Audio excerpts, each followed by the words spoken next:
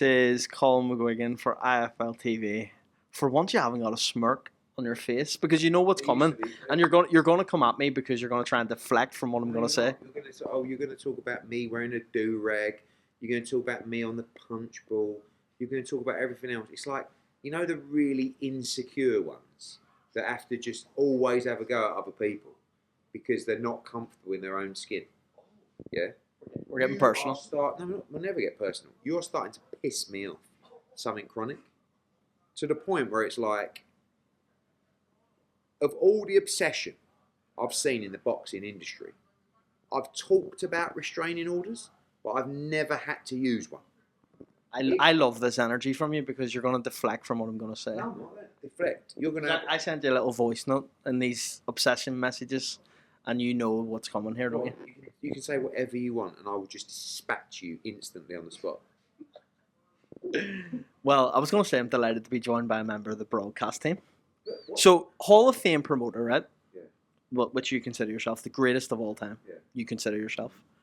On the biggest fight, the biggest platform, we've got Ben Shalom as part of the promoters team.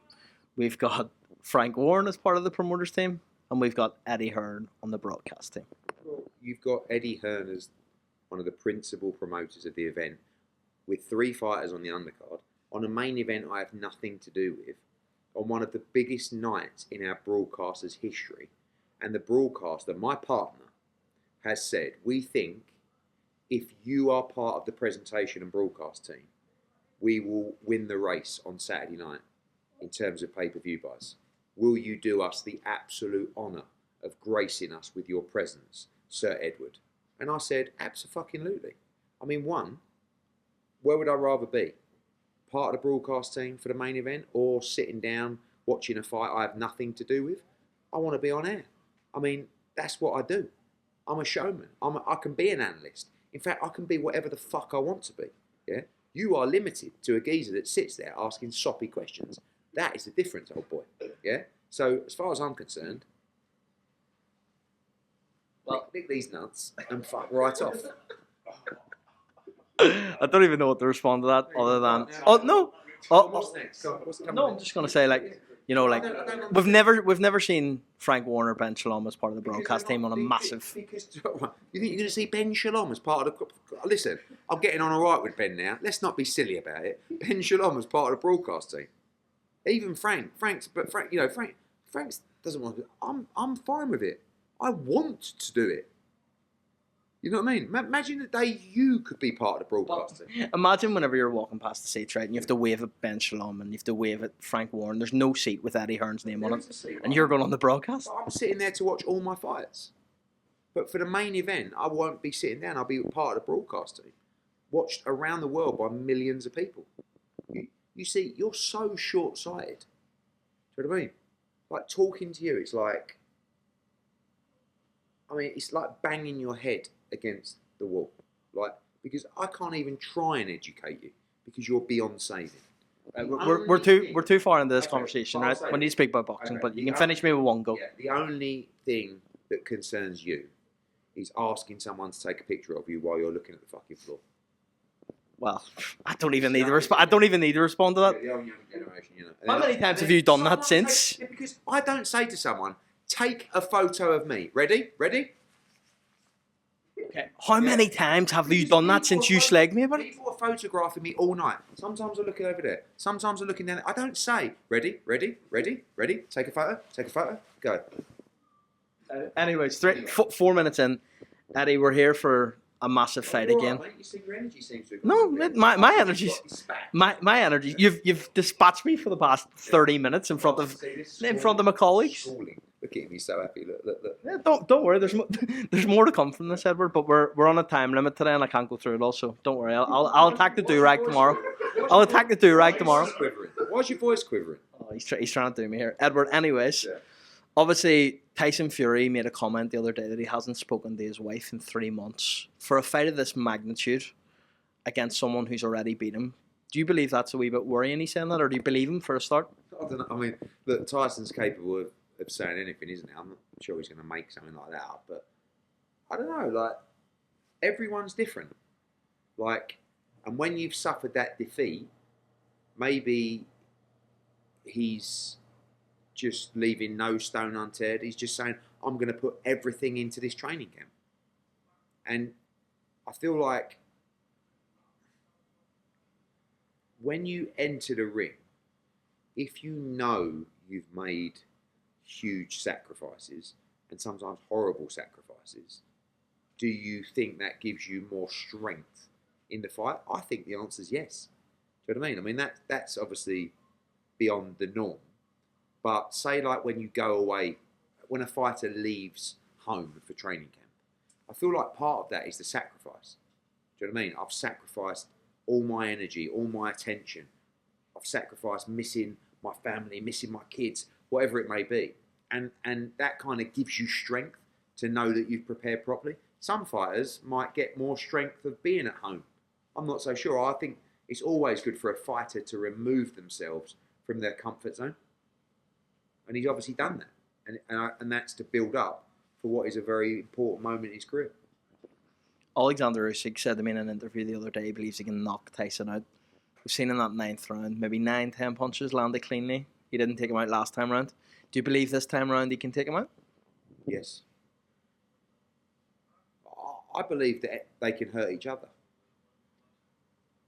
Who knows how this fight's going to play out in terms of the tactical warfare? Do you know what I mean? Like, I remember in the second fight with AJ and Usyk's like, oh, you've got to be more aggressive. You've got to get on the front foot. You've got to be the bigger man. It's like, it doesn't always work like that against Usyk. Like, he's very, very good.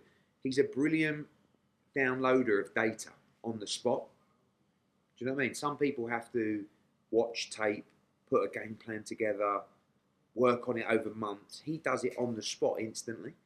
But now he's shared the ring with him and he's had that extra time as well, on top of how good he is in the moment. It's just going to be really hard to beat. And he looks really confident. And he's talking differently as well. You know, he's like, are you the best pound for? Yes, I'm the best pound for pound fight. You know, I don't know. It's going to be a very difficult night for Tyson Fury. Can he do it? Yes, he can definitely do it. But he's going to have to be exceptional. Johnny Nelson said that he thinks that AJ should retire, but he believes AJ's waiting around to see the result of this fight, and that's why he's not fighting Dubois in February. Is that true? Is AJ waiting around to see how this goes first before you make a decision if he's going to take the rematch? AJ's waiting around because he's not ready and fit yet to return to full training camp. That's why you haven't seen him in the gym training. I mean, you see him training all the time. And he's still got a couple of niggles that basically to make February 22nd, he wouldn't have been 100%. Now, once it's confirmed by his doctors that he's not going to be 100%, then I'll just say to him, let's just wait for Fury Usyk. I mean, we're not waiting for Fury Usyk rather than fighting Dubois, but it definitely makes sense with him not being 100% to wait and see what happens on Saturday. You know, people keep saying to me, what's the best result for AJ in this fight? Like, if Fury Usyk 2 is a classic and Fury wins, they might do a third. But then if Fury loses, he may retire. Who knows? Anything could happen. But for me, I want Fury to win because I would like AJ against Fury to be for the world heavyweight title because that's still the priority for him. The priority is not really money or fight Fury. The priority is try and become world heavyweight champion again. And the only way he can do that at the moment is to rematch Dubois, which may be his next fight. We'll have to see what happens Saturday. In Puerto Rico, you were doing your usual, trying to sell me a fight, and then all of a sudden something switched in your head, and you said, "Oh, do you know AJ's coming to Saudi for Fury Usyk? How good's that?" Yeah, you said it. What's changed since then to now? I don't know. I mean, I would probably. I think with AJ, he hates to be around. Sometimes like other people's moments. Like if he's at Fury Usyk, you know that a lot of focus, not the main focus obviously, but he's going to be on AJ. What's he doing? What's he looking at? You know, between rounds, who's he talking to? What's he saying? What's he thinking? Microphone here, camera here.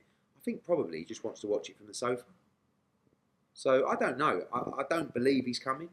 Has Turkey requested him to be here? I think he would like him to be here, yeah. I mean, I think Turkey would like every major figure from the boxing world at this fight, and most of them are.